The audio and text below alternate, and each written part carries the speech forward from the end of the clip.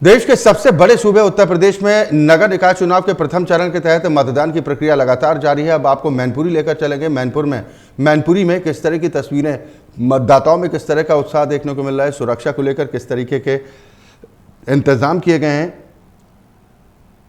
साथ ही किसी तरह की कोई दिक्कत, कोई परेशानी तो नहीं आ रही है, इसको लेकर प्रशासन की तरफ से भी लगातार जो निगाह रखी जा रही है, सुरक्षा व्यवस्था कितनी चाक चौबंद है, मतदाताओं को किसी प्रकार की कोई दिक्कत परेशानी तो नहीं उठानी पड़ रही।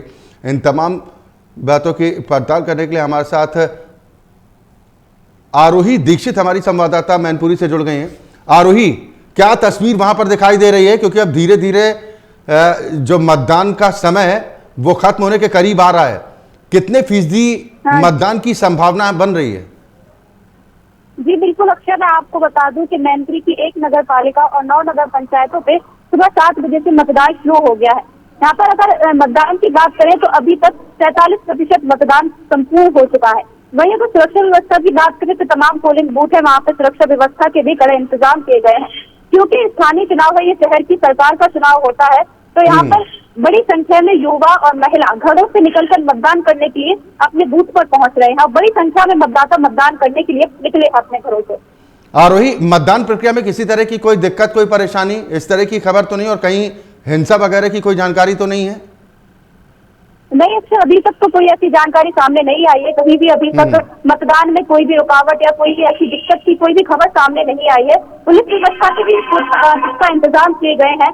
मैनपुरी जिला अधिकारी, जिला निर्वाचन अधिकारी की ओर से तमाम सुरक्षा व्यवस्था के इंतजाम किए गए हैं। मतदाताओं को उनके घरों से लेकर पोलिंग बूथ तक तमाम जगह पुलिस भी मिल रही है, उनके सुरक्षा के इंतजाम भी किए गए हैं और तमाम जगह उनसे तहकीकात भी की जा रही है। जी अक्षय, सुरक्षा को लेकर किस तरह के इंतजाम वहां पर किए गए हैं और कौन कौन से इलाके हैं जो संवेदनशील, अति संवेदनशील घोषित किए गए हैं, और वहां पर क्या अतिरिक्त सुरक्षा की गई है? जी अक्षय, बिल्कुल मैं आपको बता दूं कि मैनपुरी का चुनाव है तो यहाँ पे मैनपुरी हॉट सीट मानी जाती है, क्योंकि यहाँ पर सीधी टक्कर सपा और भाजपा की होती है। कहीं ना कहीं मैनपुरी सपा का गढ़ भी कही जाती है। तो 9 नगर पंचायतों और 1 नगर पालिका में से मैनपुरी और करहल को अति संवेदनशील सीट माना गया है। तो यहाँ पर सुरक्षा व्यवस्था के पुख्ता इंतजाम किए गए हैं। अलग से पीएसी बल भी तैनात किया गया है, पुलिसकर्मियों को तैनात किया गया है, महिलाओं के लिए महिला पुलिसकर्मियों को भी तैनात किया गया है, जो सुरक्षा के पुख्ता इंतजाम देख रहे हैं और लगातार मतदाताओं पर और पोलिंग बूथ पर अपनी नजर बनाए हुए हैं। मैनपुरी से एक दुखद खबर भी आई कि ड्यूटी पर तैनात एक एसडीएम की घर से निकलते वक्त हार्ट अटैक से मौत हो गई है। इस संबंध में क्या कुछ जानकारी आपके पास आरोही? जी बिल्कुल अक्षय, मैं आपको बता दूं कि जिन एसडीएम की मौत हुई है उनका नाम है वीरेंद्र सिंह मित्तल। ये करहल विकास ज्योति खुड़िया में अपनी सेवा दे रहे थे। अपनी सेवा देने के दौरान इनकी हृदय गति रुक जाने के कारण इनकी मृत्यु हो गई। तो वही जैसे ही खबर पहुंची तो वही पुलिस आला कमान या फिर किसी भी आला कमान में हड़कंप की स्थिति देखने को मिली है। अभी भी मतदाता बड़ी संख्या में पहुंच रहे हैं मतदान केंद्रों तक? जी अक्षय, बिल्कुल मैं आपको बता दूं, क्योंकि शहर की सरकार का चुनाव होता है तो यहाँ पर मतदाता, युवा मतदाता, खास तौर पर महिला मतदाता बड़ी संख्या में मतदान करने के लिए अपने घरों से निकलकर पोलिंग बूथ पर पहुंच रहे हैं। और मैं आपको बता दूं कि सुबह 7 से लेकर अभी तक 3-4 बज चुके हैं और अभी तक बड़ी संख्या में मतदाता, धूप का कोई भी किसी का असर नहीं है, मतदान अपनी शहर की सरकार चुनने के लिए बड़ी संख्या में घरों से बाहर निकले और मतदान भी कर रहे हैं।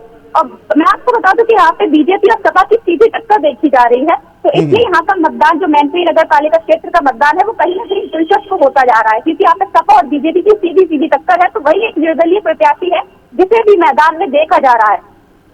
मैनपुरी जिले की पहचान समाजवादी पार्टी के गढ़ के तौर पर की जाती है। इस बार मुकाबला कितना दिलचस्प वहां पर देखने को मिल सकता है?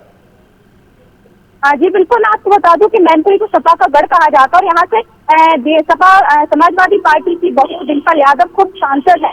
लेकिन यहाँ पे सीधी टक्कर अभी देखी जा रही है। तो यहाँ पे त्रिकोणीय समीकरण देखने को मिल रहा है, क्योंकि यहाँ पे सपा, भाजपा और इस निर्दलीय प्रत्याशी है और इन तीनों के बीच कड़ी टक्कर देखने को मिल रही है। बाकी निर्दलीय प्रत्याशी भी खड़े हुए हैं, पर इन तीनों के बीच कड़ी टक्कर देखने को मिली। तो कहीं ना कहीं मैनपुरी का चुनाव अभी त्रिकोणीय समीकरण में बदल चुका है, त्रिकोणीय चुनाव हो चुका है। चलिए, बिल्कुल आप नजर बनाए रखिए आरोही, पल पल की अपडेट हम अपने दर्शकों तक पहुंचाते रहेंगे। फिलहाल बहुत शुक्रिया इस खबर पर तमाम जानकारी और बातचीत के लिए। तो लोकतंत्र के महापर्व में आज मतदान का दिन है और मतदाता बड़ी संख्या में पोलिंग बूथों तक पहुंच रहे हैं। मैनपुरी से आरोही दीक्षित हमारी संवाददाता बता रही थी कि शांतिपूर्ण तरीके से मतदान की प्रक्रिया चल रही है और अभी भी मतदान केंद्रों पर लोगों का जमावड़ा लगा हुआ है, जो लोकतंत्र के इस महापर्व में अपनी भागीदारी को सुनिश्चित करना चाहते हैं। और इसी के साथ यहाँ पर वक्त एक और छोटे से ब्रेक का है, बहुत जल्द लौटते हैं।